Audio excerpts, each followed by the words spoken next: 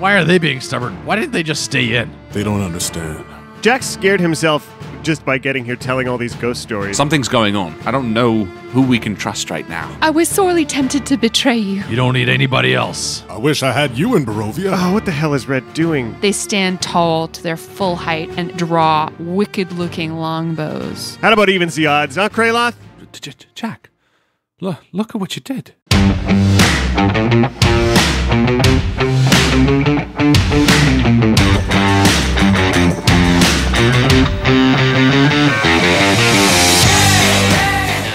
Welcome back to Dice Shame, episode 56, Playing for Keeps. MVP this week is Thayer Ravenborn for their iTunes review. Thank you so much, Thayer. This Saturday, November 7th, is Extra Life, our 24-hour live stream in support of sick kids' hospitals. Over the past 3 years, we've raised almost $10,000, and we plan on doing so again. We'll be playing video games, running RPGs, and eating 10 spicy wings live in our Hot Ones Trivia Challenge. What's more is that you can ask your Dice Shame crew questions. Head on over to our Discord right now and submit your questions for any of the cast and crew of this show. Make sure to tune in live at 4 p.m. Eastern Standard Time to hang out. Head to www.theinvictusstream.com to watch and for other links. All right, shall we do this? Yeah, let's do it.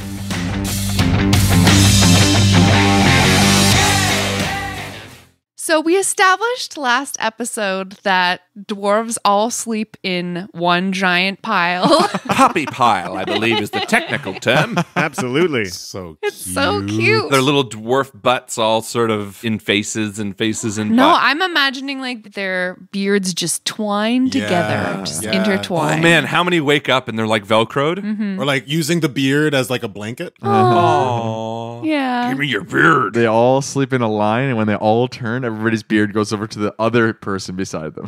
Yeah, and they all turn at once. There's something very Disney about this vision of dwarves. Yeah. Very Disney, but I love it. Yeah, no, it's great. And very Doran. I'm glad that you had the opportunity to make this room the proper sleeping quarters for yourself, finally. Yeah, and I don't think it was because I'm a dwarf. I think I did it because of the situation, the mood, kind of everything that's been going on. You just figured that everyone needs some time together? Yes. Slumber party time? I mean, it's been established that Doran has never had like a best friend. Like he mentioned that he was like a lonely dwarf. So the Yeah. idea that these people have now become family or friends is probably like really important to Doran. It is. Yeah. All by himself. let's see how it all plays out, shall we? Yeah. Because who knows? Who knows how many of you will make it back to the inn tonight? Uh-oh, those hunt lords are coming to get us. Yeah, right.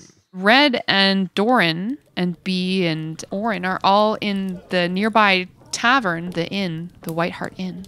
Doran sits back uneasily as the door to the inn closes and Kraloth and Jack are no longer in the room. Give me that. And he takes a cigarette from your hand and tries to take a puff. Oh. This is terrible. Why would you do this? Oh, Red. Take this back. It's terrible. I'm a little concerned here. Why did they leave like that? Makes me a little uncomfortable that we see two of our companions break off like this, and they're gonna go and fight some undead on their own. I don't know, Doran, but look, Kraloth isn't the same person since we left Grudhog. I don't know if you sensed it as well, but he and I had a conversation in Bellyard, and there's been some other things that I don't know. Tell me you see it. Doran kind of leans forward into the conversation and puts his elbows on his knees. Well, I know Kraloth's been struggling a bit with having to kill that Hamperat woman. I think that weighed heavy on him. He wasn't feeling like himself when we were in Belliard. I don't know, Doran. I feel the opposite. I feel like it didn't weigh heavily on him. At least what he said to me on that road was that he didn't feel enough. He's had this sort of distant, sort of this gaze as if he's looking through us, and there's something else, and this has to stay between you and me and Jack. Jack knows, obviously, because Jack and I are besties now. Of course. I caught him the other night trying to steal something from the bag of holding. I mean, obviously, he's welcome to at any time, but the way he did it, it was when he was putting me to bed at the other inn. He waited till I was asleep, and then he tried to grab something from my bag, the Cloud Giant's hair. I don't know if we can trust him. Doran kind of stands up and walks towards the fireplace, pacing now. in front of Red. You know, I haven't said anything, but I was afraid I lost that silver ring. You know, the one that says, stone hearts never bleed. I don't lose many possessions, but I can't find it. You don't think? I'm not saying it's Kraloth, but things don't fall out of these pockets. Red stands up and says, hold on. Maybe we can find that ring, or at least where it went. And Red pulls out the Rod of the Vonendod, which, if I remember correctly, doesn't just locate adamantine objects, but it locates mundane objects too. Like, I remember it cast that spell. So, obviously, Jack is attuned to it. So, I mean, we have time here. I'm going to pull it out, and I'm going to put my hands on the rod, and I'm going to begin attuning to it. Sure, yeah. You want to take the hour? Yes. Cool. So Avgar Filroy brings out like a little cart filled with cloches, the silver like half moons that sit on top of food on like a fancy place. Oh, I don't know the word for those. Nice. So he brings out enough for everybody, and he realizes that Jack and Kraloth are missing, and he's like, I'm sorry. Did you? It's okay. They'll be back later. Just why don't you put it here on the table and... My apologies. I'm so sorry. He puts them down. Kraloth and Jack, you leave the White Hart Inn, and you are in the middle of Noanar's Hold, this small, sleepy village in the shadow of this boarded-up keep at the very edge of the high forest. Kraloth is taking lead and almost walking with purpose, but at the same time kind of walking aimlessly. He, every now and then, will stop and stoop down and look at the cobblestone. And at one point, he looks up at Jack and he says, do you think they have hunts every night? I don't know. Maybe there's bigger ones on full moons. That seems like a thing that could happen. It could be every night, though. I think it's more that the ghosts are hunting, and that's what keeps everybody inside every night. And the hunts happen, on a periodic basis. It's quiet out right now. There are some birds, the sounds of night birds, some crickets chiming in as the sun starts to set over the land. And you realize that all of these cottages are closed up. The curtains are closed, doors are closed. You don't really see anyone walking around. You also don't see any signs of the Noble brothers that had left about half an hour ago. So they seem to have made themselves pretty scarce. The sounds of your footsteps are just echoing around this quiet village. Well, how many hours of daylight do you think we have left? Evening's coming on, but until it's full dark, we've probably got an hour or two. So I guess maybe come up with a route you want to patrol tonight? Yeah. Has Kieran reached the keep, and is there any activity going on there? Do you want them to come back to you before they give a report, or? I think they can hang out there, and we can telepathically brain meld. Master, I saw those 3 boys leave the inn. Oh, yeah? They visited the stables, and now they're gone. Gone how? Like just drove off in a direction or disappeared? They drove on their horses, far away. They rode north. Understood. Maybe they are hunting giants. That seems like a strange... The castle is dark. Well, if they're undead, they probably don't need a lot of light. There's a hole here. A hole? The ceiling of the keep is partly collapsed. Perfect. Thank you for the update. Yeah. And I'll sort of give Kraloth the updates. It looks like those noble boys rode off north of here up to the Everway Trail.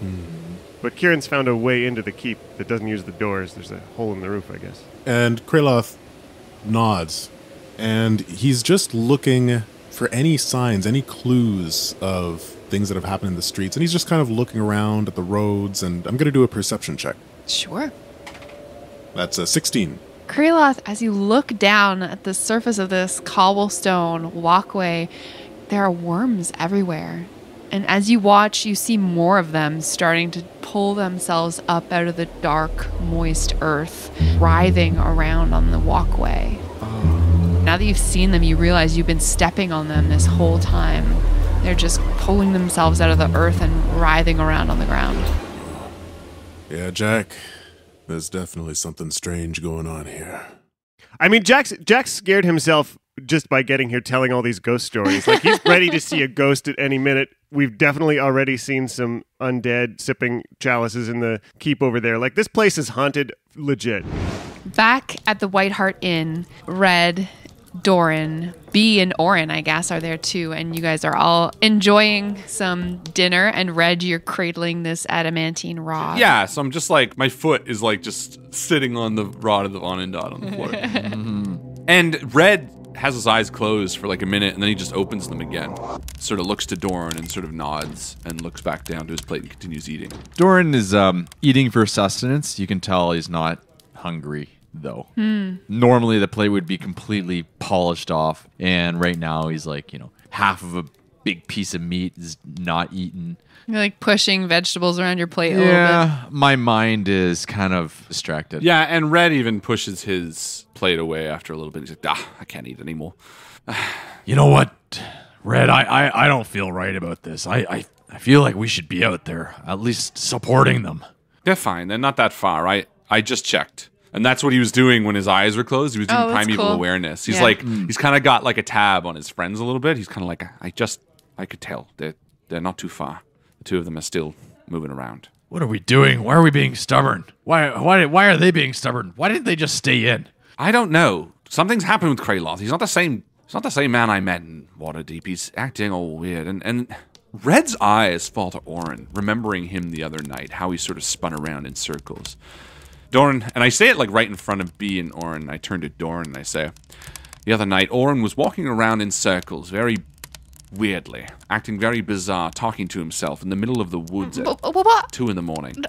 I told you, I was Orin. What? sleepwalking. Yes, but too much is going on right now. Maybe it's the setting, maybe it's Kraloth's distant nature, but something's going on. I don't know who we can trust right now. Orin, is there something you want to tell us? We're all friends here. Don't let us down. He puts his fork down. He's basically almost done eating. His plate is almost clean. He puts his fork down and he looks at you, Doran, and his eyes start to fill with tears a little bit. Like, no, nothing. There's nothing. Can I persuade? Yeah, sure. You can roll with advantage because he loves you. Persuasion. So on 11. Oh. Orin, whatever it is, I'm sure it's not that big of a deal.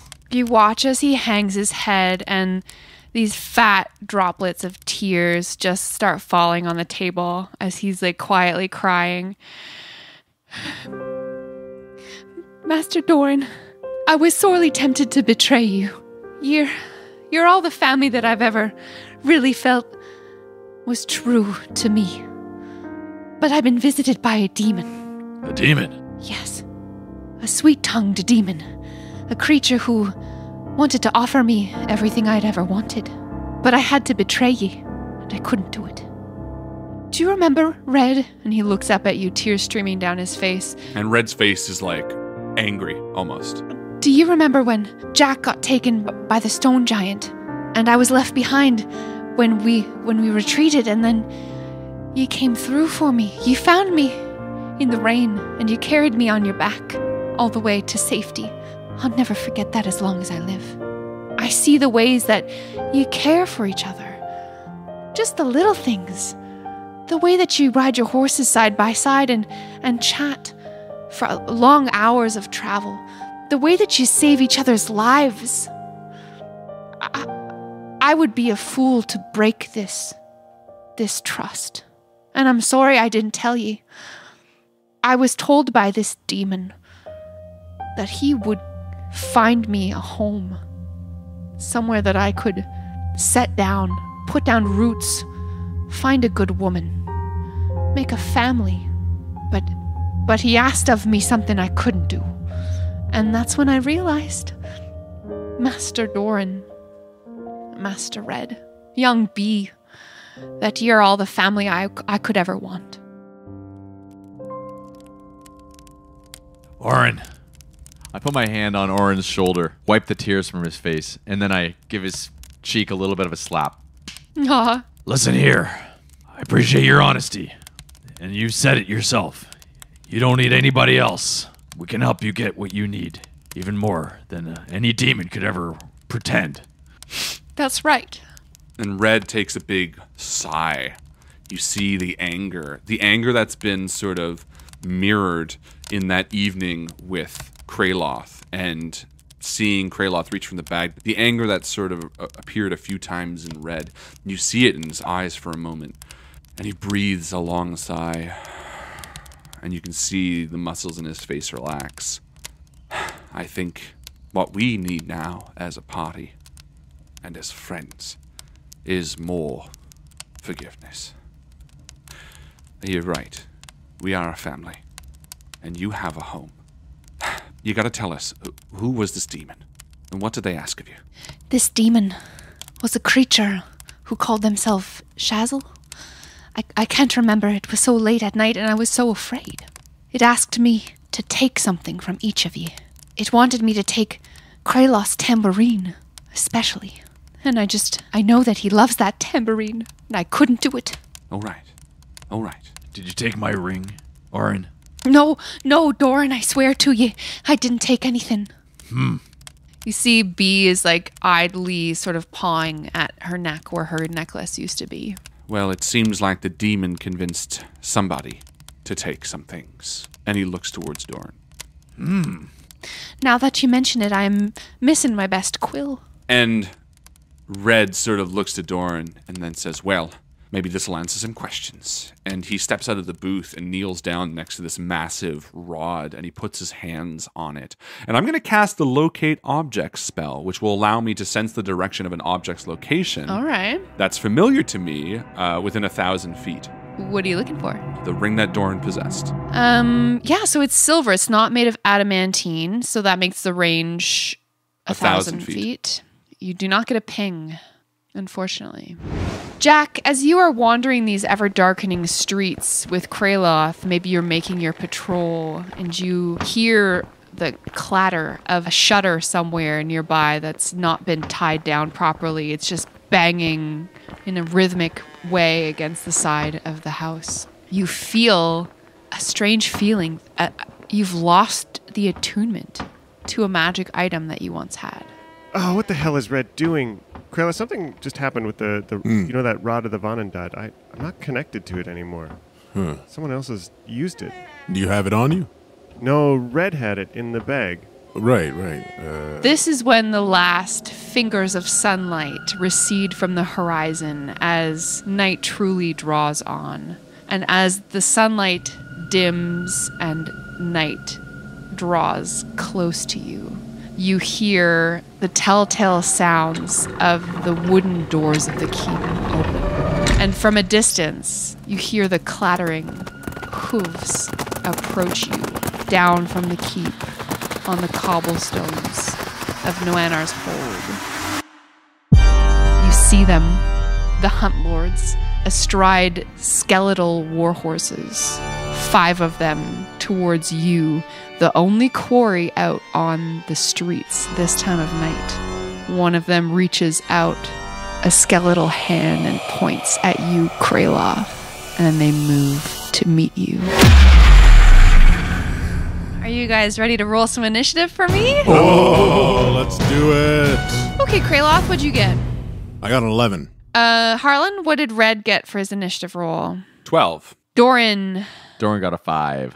Oh. Jack? Jack got 20. 20. Whoa. Nice, Jack. Jack, top of the round. So Jack sees these hunt lords on their awful skeletal faces on their awful skeletal horses, and suddenly, like, snaps into focus and pulls out this magic orb, and you can see inside it this radiant light starts to boil and bubble, and he, like, decides to start off with a bang, throwing every single bit of energy he's got into this thing, and a streak of bright white light goes and blossoms into this huge explosion of radiant energy around them as this radiant fireball, goosed with all the magic he can possibly put into it, just erupts, shaking all the shutters in town with, like, bright, holy, radiant light. Well. I'm going to put fireball at the 4th level and change it to radiant light. DC 15 dexterity saves I need, and I got to find a pile of dice. So I have 2 successes, 3 failures on these hunt lords, and let me roll for their steeds. Roll for the steeds. Samesies. So 2 successes, 3 failures on the steeds also. So I'm going to say that all of the 3 that are sort of in the rear contingent, they're the failures. All right, so I have a stupid pile of dice in my hands. They are 9d6s and 2d10s. Wow. Full of radiant and force damage, ready to blast some fucking skeletons. Holy shit, Jack. Nice. Team Corpse Inspectors on the patrol. 48 radiant and force damage to each of them, and half of that for 24 to those who passed. Wow. All right, well, you kill 3 of the Hunt Lords outright, What? and the 2 skeleton horses underneath the front 2 Hunt Lords buckle and turn into dust. And then the Hunt Lords atop of them are also terribly injured. You're not hunting us. We're hunting you. Nice. Now we're right. That about evens the odds, huh, Kraloth? I wish I had you in Barovia. Well, you got me now, buddy. Let's do this. Yeah. In a horrific sight, this huge fireball just blooms in the background. It's caught one of the trees nearby on fire. One of the nearby huts is also on fire. And there's just carnage, undead carnage. Bones fly everywhere. This fireball explodes. And then terrifyingly, these 2 Hunt Lords stand from the wrecked corpses and armor of their mounts.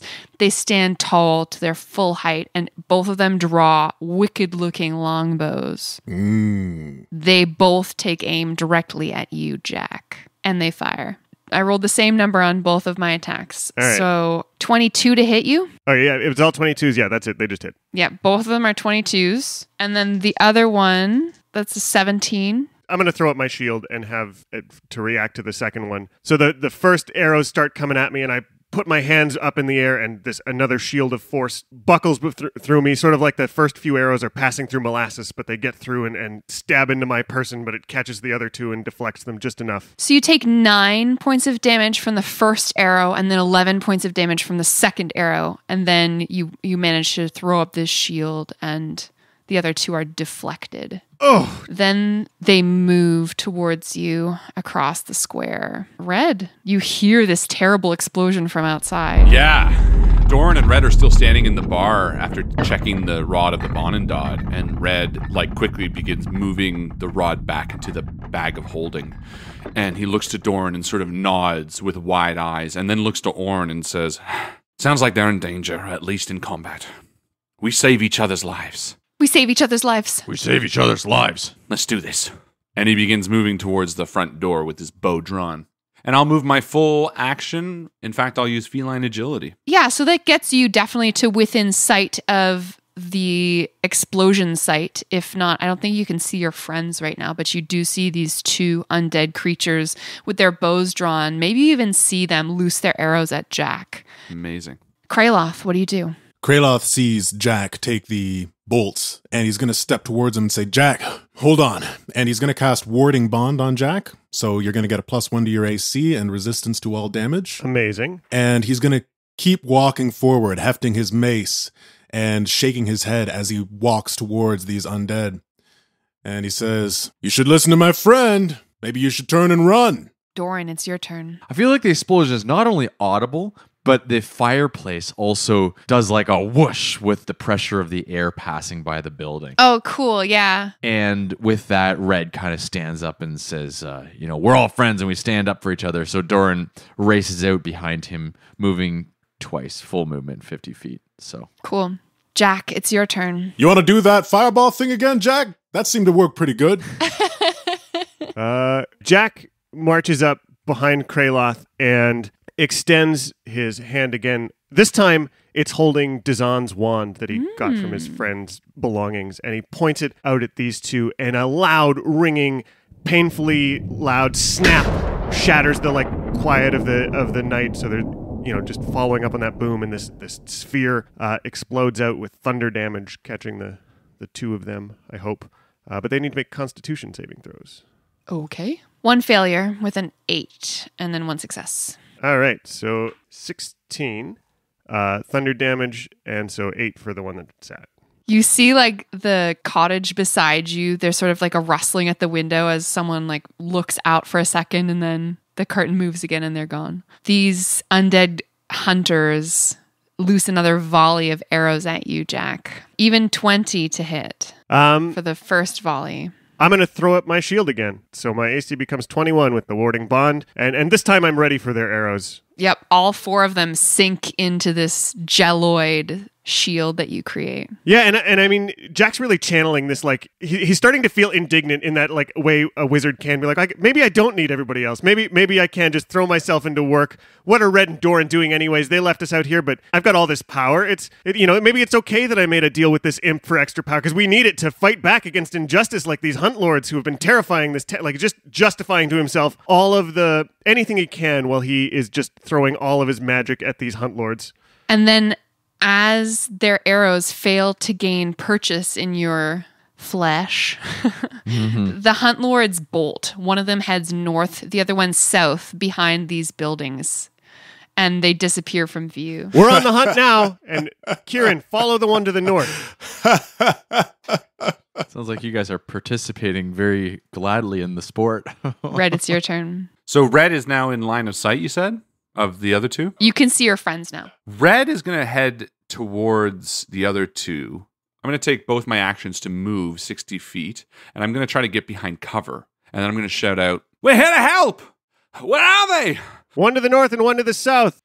Kraloth, what do you do now? Kraloth, with this smug look on his face, is just going to keep walking forward like he's owning the place. He's just like, "I like your town!" He's going to swing his mace over confidently and cast Spiritual Weapon, and his scythe is going to appear right beside the building as he's pursuing this hunter that's gone to the south. And he's going to send his spectral weapon down to slash at the fleeing undead creature. Sure. Not so fast. He casts it as a level 4, and as this spiritual scythe appears in front of the undead, it swipes at him. And I'm going to use my advantage, my inspiration. Oh, yeah. Nice. Excellent. Inspiration. That's going to be an 18 to hit. Yeah, that hits. Ah, yes. Nice. Beautiful. And it is going to take 12 points of radiant damage. Oh, yeah. You cut this creature down. Nice. And as you do, you watch as this bow rolls out of its hands, this obsidian black weapon. Doran, it's your turn. Doran continues to kind of run following Red, though he sees Red run behind a building, and Doran, he runs more to the front of the building. Jack, you watch as your friend Kraloth hunts this creature, starts toward the building, and just you hear the sound of the scythe being summoned. What do you do next? Does Kieran have eyes on the one that ran north? Mm-hmm. Yeah, so he can see it behind this building, and through my familiar senses, I can see it. And so I look back at Red for a minute, and then hold my orb out and look forward, and 5 arrows, just like Red's, appear in the air, made of force, flying, shimmering unerringly around the building to where Kieran can sense this guy, and the magic missiles strike it. Boof. 61. It turns into dust and floats away on the wind. Ha-ha! I'm going to walk up beside Kraloth. He's done. The Hunt Lords taken down. And just a high five. What? This town don't truck with no undead when the Nightstone 2 are here. Yeah, chests up, like Peacocking, looking around. strutting. Strutting, that's right. Doran and Red sort of run into view, and there's nothing around. They're gone? What Hunt Lords? This town is free. We've saved these people. Someone's garden is like smoking embers from your fireball. I guess you might want to go talk to Amrath. Yeah, definitely. He's probably still left in that castle. We're not finished yet. And Kraloth is going to walk over to that bow that he saw fall down. He reaches down and picks up this bow, and he looks it over and looks at how fine it is. It's magic. He senses it, and he shakes his head, and he stashes it behind his backpack, a little bit obscured and hidden. And then he stomps on the skeleton's head, crushing it, and then turns to meet back with his friends. You did it. You didn't even need us. Yeah, I mean, there's definitely that archaeological part of Jack who can't stop but like help but look over the bones and just like pay more attention to them than the friends who decided not to come and help. I heard you exclaim that this is now your town, Kraloth. It's It's mighty proud statement there. Yeah, it sounds a bit unlike you, bud. We still have to make sure that the fort is clear. And I sort of share a look with Doran at, like, who are these two people? Like, these cocky sort of bros. Braggadocious. Yeah, these, like, bros we just walked up to who are, like, chest bumping each other. Full of ego. Yeah, and I sort of turned to Doran and I'm like, what did Kraloth mean when he said we have to deal with the dwarf in the castle?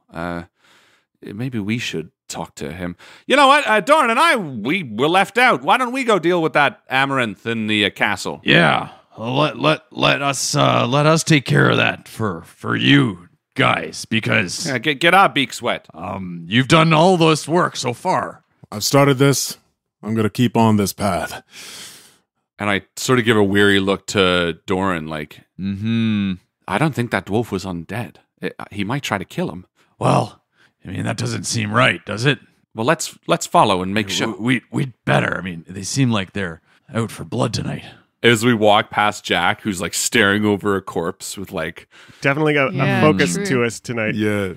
You walk up the path that's lined by these pine trees, all the way up to the keep.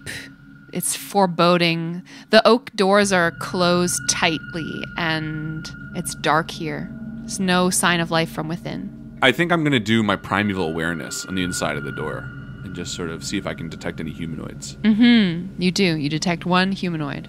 And I turn to Doran, and like with sleight of hand, I sort of hold a finger up like, there's one in here. With a heavy fist, Kraloth knocks on the door 3 times. Open up! You don't hear anything from within the dark castle.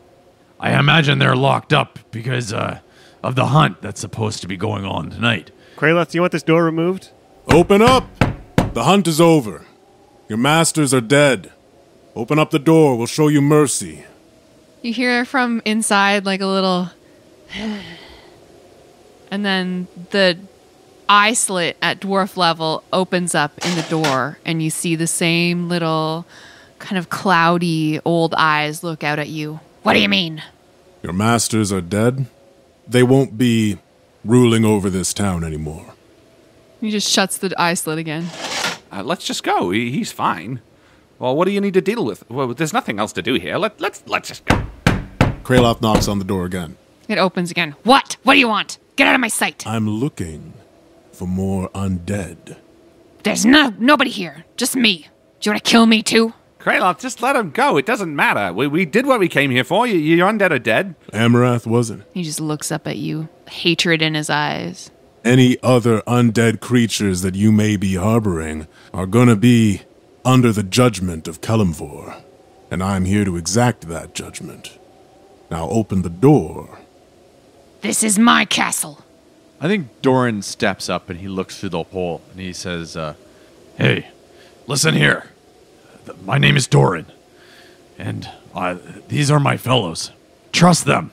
Trust them as you would me. I'm another dwarf. Well, listen to me, fellow dwarf. I've lived here for 200 years.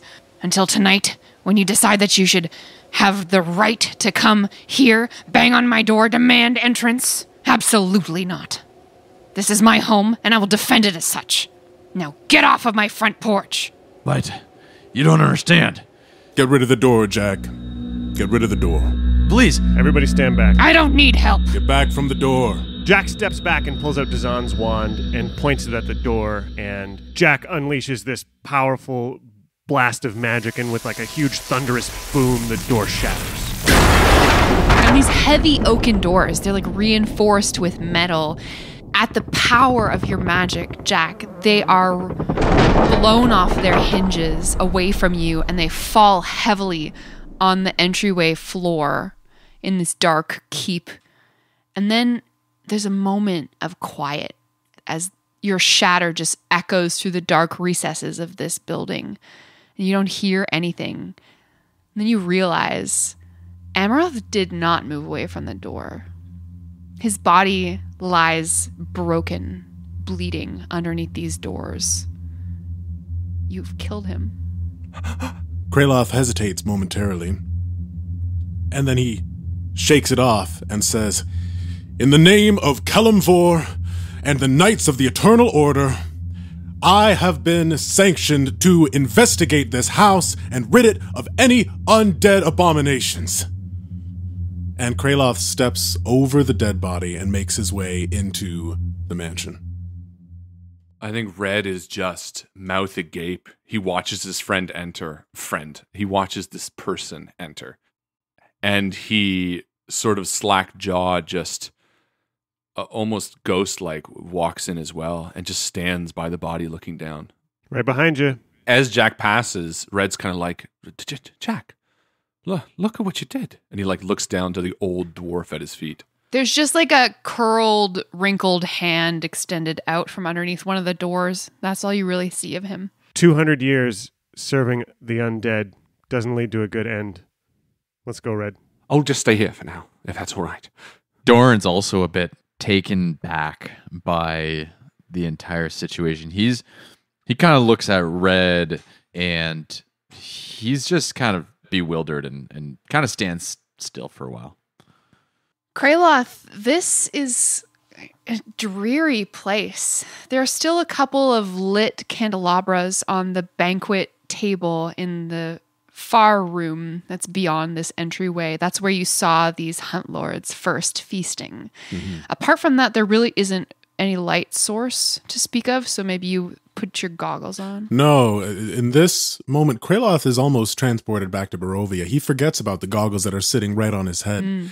And he reaches back and he pulls up his lantern, and with a word, he casts light and it glows on the inside, and he begins walking inside.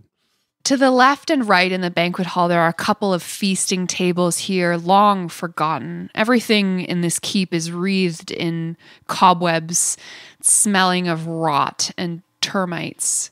There's a door behind the Hunt Lord's feasting table that opens into a huge, cavernous, dark room. And Kraloth stops at the banquet table and looks at this feast. And he grabs one of these chalices and looks inside. It's empty. There's just dust. And he throws it on the ground with a clatter and spits as he makes his way around the banquet hall towards this door. Looks like maybe it was once an armory. There are a few discarded, rusted pieces of metal on the ground, a broken scabbard here. And there's a chest pushed up against the far wall. Are you guys coming or what? Yeah, Jack's got a scowl on his face, and a lot of that like hyped energy of destroying the Hunt Lords has sort of drained away from him, and it's in this somber moment. He's behind Kraloth because he believes in this mission of the moment, but this doesn't sit well with Doran, this sort of situation. To Doran, there's no real justification for this onslaught because the 500s have been killed now, vanquished, and so I think Doran's play at this point is to sort of loosely stand guard, I guess. You know, he sits on a big piece of rubble stone that's right next to the door, and he rolls up another cigarette and just looking out at the night coming on. Yeah, and kind of taking in the cool night air. I think Red, seeing this, he sort of looks towards Dorn, he looks towards Kraloth, he looks at Jack, who are now moving around the room and sort of going to the deeper parts. He's a bit speechless and almost like a child mimics the way their dad goes to work. He begins trying to lift pieces of the oak off of the body of this dwarf. And how he's seen and sort of ignored Kraloth and Jack do multiple times. He tries to bury this body. Nice. He like lifts it. You see him, he's so weak, he's like sort of struggling trying to lift this old dwarf through this rubble, Dorn, as you're like rolling your cigarette. And he stands up and he's like, I'll be outside. And he begins walking across like the bridge holding this dripping corpse out to the front of the castle. Doran watches Red kind of uncover the body and begin to drag it. And as Doran finishes his cigarette and eats the butt, he stands up and walks over to Red and begins to kind of help. And he lifts the body by the feet as Red kind of picks up under the arms. And I say, let's go bury him over there. Yeah. And Red nods. And yeah, the two of us carry the corpse out. You know, Red, I don't really know what is driving those two. I don't know. With all that Orin told us, and what I saw Kraloth do, with everything that happened with Orin and everything that happened with Kraloth, I don't recognize him right now. Kraloth and Jack, you're in this keep. Yeah, I think Kieran's flown down and landed on my shoulder and weighs 1,000,000 pounds of lies as I follow Kraloth, sort of watching his back.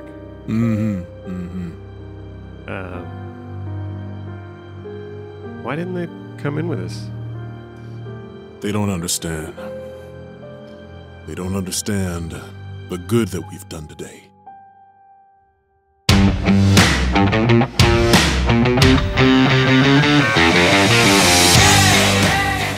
Things are looking dire for us in Noano's Hold. I don't know what's going to happen next. Thank you once again to our great Old One Patreon supporters, Mitchell Cadwell, Megan Shepherdson, Christopher Ryan Evans, and our Seamus supporter, Merlin. See you soon!